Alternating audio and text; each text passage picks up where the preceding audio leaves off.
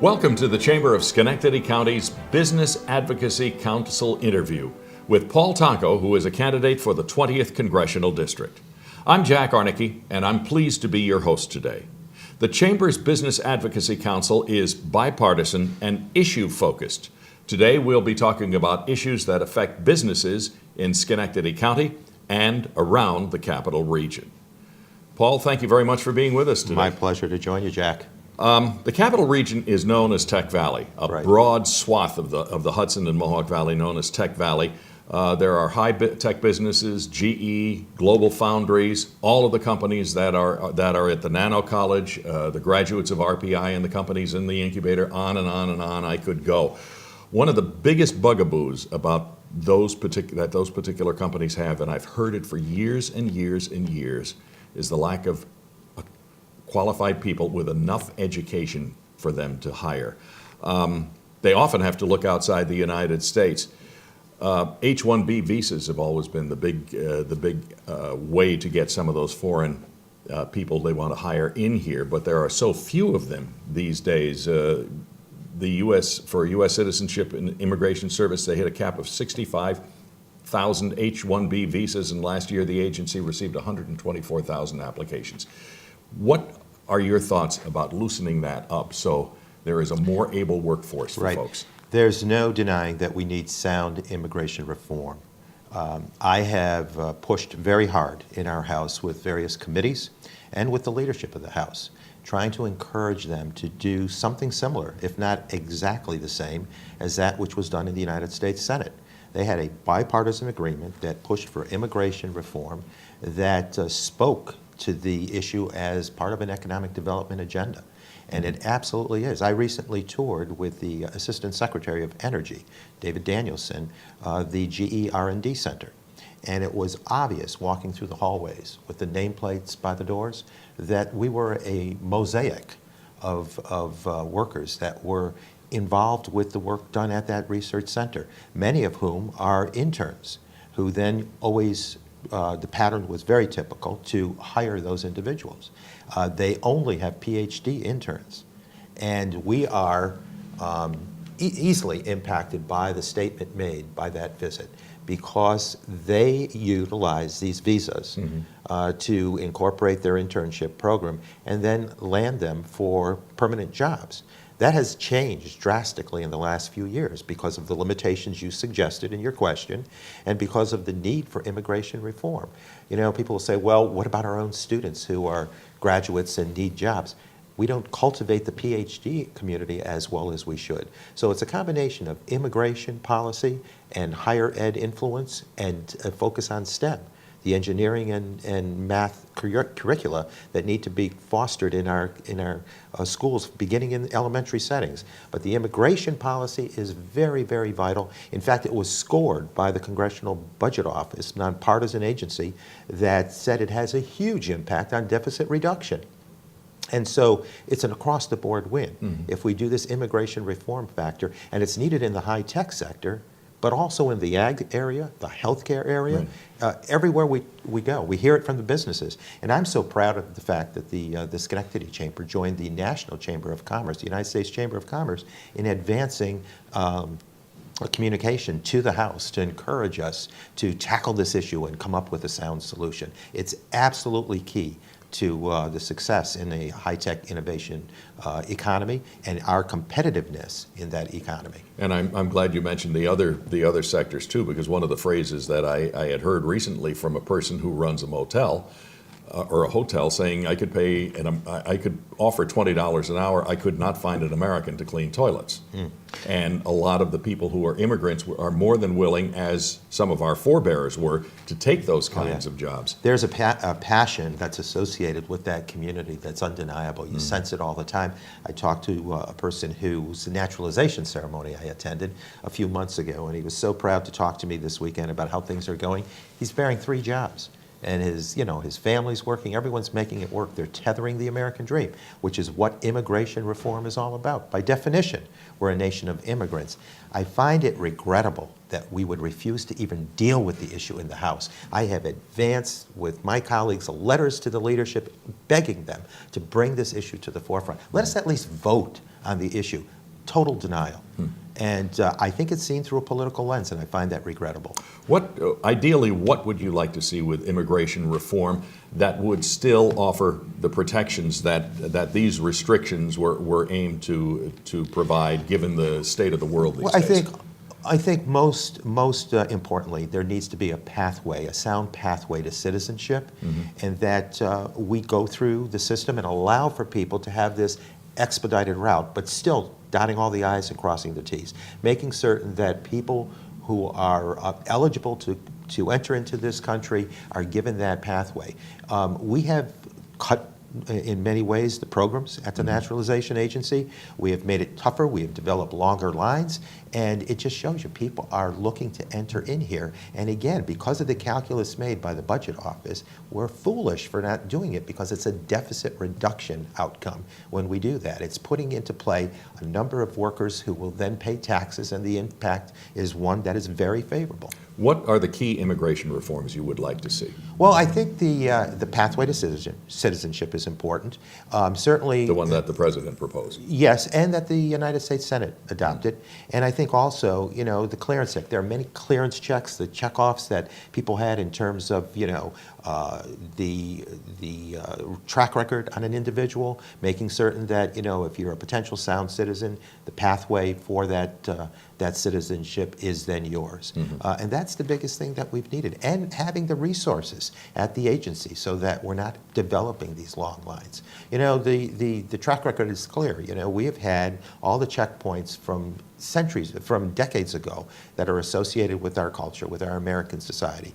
And we need to redevelop those and have those in sound play and make certain that with the immigration reform, there is a soundness, there is a checkpoint, that checklist that you go through that offers a character reference, a review of a person's track record, but also doesn't hold that individual back by not having that pathway to citizenship. Is there a possibility of you and others getting a broad enough coalition to force the leadership to actually at least get to the point of a vote? I think so. I think there are representatives on both sides of the aisle that would like to see that happen, and they understand. They hear from their businesses, they hear from their ag community, and they know that it's as critical in their region as it certainly is in ours. But, again, it's pushing leadership, and just not doing a vote, I think, is holding us back. We could learn a lot from a debate. If it didn't pass, we would know what modifications need to be made. So we need to go forward with that vote on the floor. Is the fact that there is such a need for foreign-born people to fill a lot of positions an indictment of the American education system? Well, I think the flags have been out there for a long time that we're woefully underproducing, for instance, engineers and scientists. The fact that we produce about 4.5% to 5% of any college graduate class nationally that is into the engineering and science disciplines is very, very low as a benchmark compared to European cultures, which are between 18 and 20%, and Asian outcomes, which are well over 20%. So for us to get engaged in this innovation economy and to talk clean energy and high tech, you need the science and engineering minds to make that happen. And it's an underinvestment. I don't know if it's an indictment of the education process, but certainly we need to bring that focus onto STEM, the science, tech, engineering, math curricula, or even STEAM with the arts that are attached to the STEM agenda, so that we can actually begin that cultivation of career paths, which should begin early on in the education process, and to partner the students in internships and connections that can be made with engineers working with students. I often joke that many of us at one point in our development want to be teachers because we've seen the profession on display.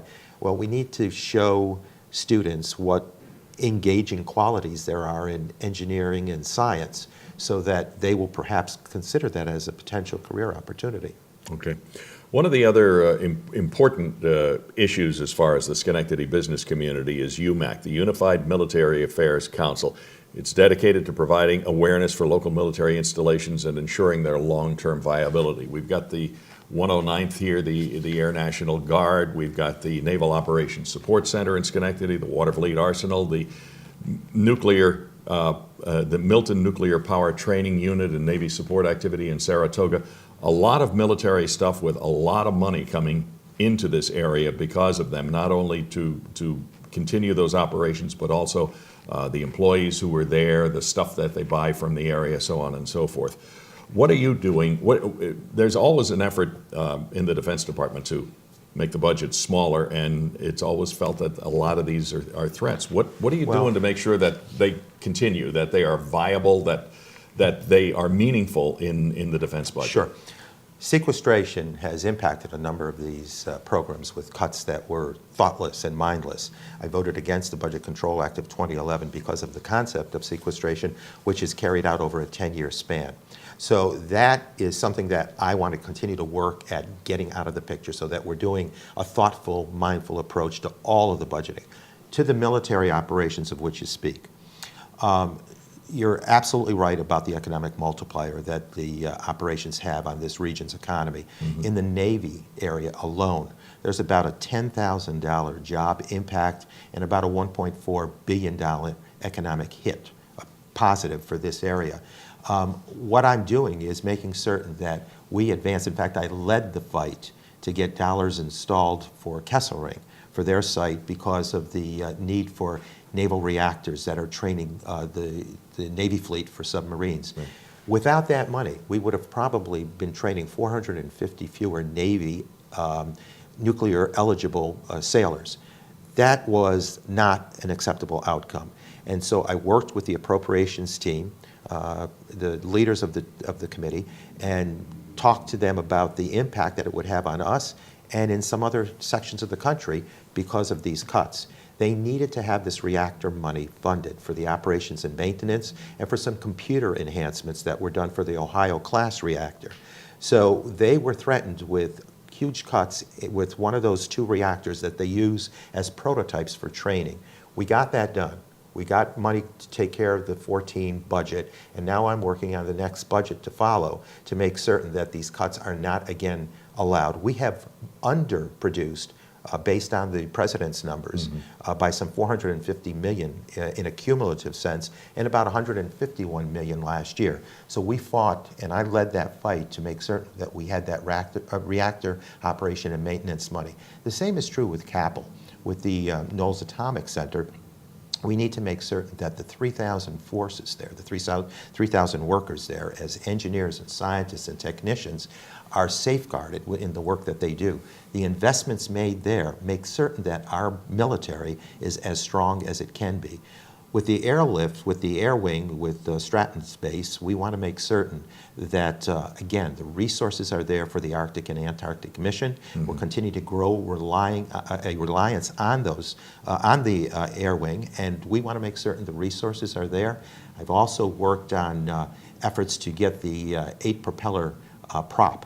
That is so important in terms of efficient use of energy and better landing and takeoff for that area. A huge improvement that we're looking to get invested. We work closely with the Guard in that regard. Okay, I have to stop you because we're getting close to the end of time, but I do want to ask one final question. Sure. I'm a member of the business community in Schenectady County. Why should I vote for you? I think that what I have done is worked with the businesses. We have done routine roundtable discussions with our businesses of all sizes. We have taken their words and put them into our agenda in Washington, ranging from research, which is absolutely important for prototype development that will then transition itself to products, working on issues like the Export-Import Bank, which is extremely important to this region. I've heard from the chambers about that. Why we won't address that issue is beyond me. We've been pushing very hard for reauthorization, working on training, retraining, education programs. As we've mentioned in the program, there's an upgrade of skills that's constantly needed for these new jobs that are being developed. We're seen as one of the 5 hottest properties in this country, according to the Assistant Secretary of Energy, Danielson, who visited the area. One of the 5 hottest bits of property in the country for growth in clean energy, innovation, jobs. I want this cycle to continue by investing in export opportunities, in advancing manufacturing in a way that's upgraded by retrofitting it so that traditional manufacturing is now as competitive as it can be. We win these contracts, Jack, by being smarter, not necessarily cheaper, and we can land those contracts by doing that, and we invest in all sorts of opportunities for incubator opportunities where we grow entrepreneur opportunities and then enable them to grow larger. So it's tethering that American dream through work opportunity, entrepreneurship opportunity, and an innovation economy. We would be very wise to invest in that innovation economy. Okay. Paul Tonko, thank you very much for being with us today. This has been Paul Tonko, who is a candidate for the 20th Congressional District. We thank you all very much for joining us, and please remember to vote on Election Day, Tuesday, November 4th.